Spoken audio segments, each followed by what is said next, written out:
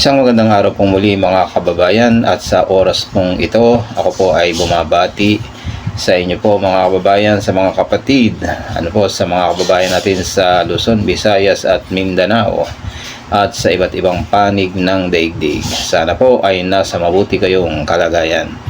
At sa oras pong ito mga kababayan ay may paparinig po ako sa inyo at ipapakita dito po sa UNTV ito pong civilian mission sa papuntang Pag-asa Island ay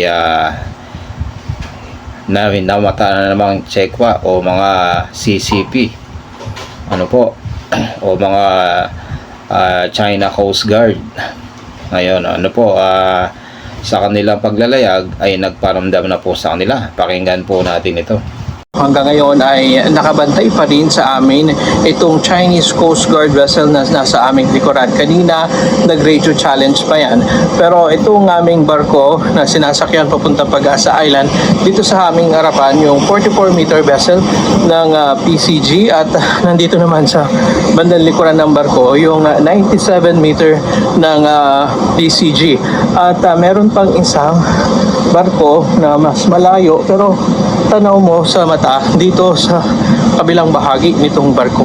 At 40 nautical miles pa lamang mula nang umalis kami sa El Nido, Palawan, nagparamdam na yung dalawang barko ng China. Law and the international laws, including the United Nations Convention on the Law of the Sea. China has indisputable sovereignty over islands in the South China Sea and their adjacent waters.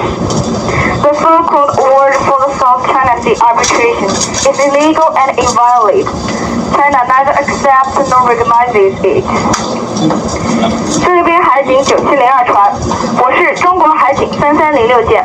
根据中国国内法以及包括联合国海洋法公约在内的国际法，中国对南海诸岛及其附近海域拥有无可争辩的主权。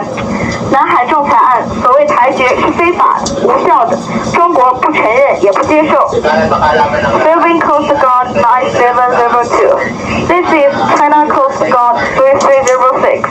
According to the China's domestic laws and the international laws, including the United Nations Convention on the Law of the Sea, China has indisputable sovereignty over islands in the South China Sea and their adjacent waters.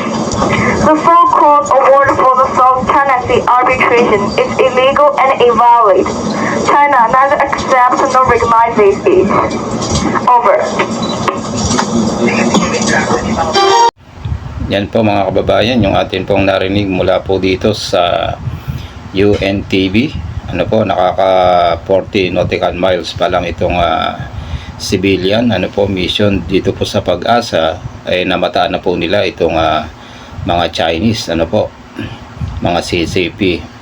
Talagang nasa sarili na nating bakuran sila.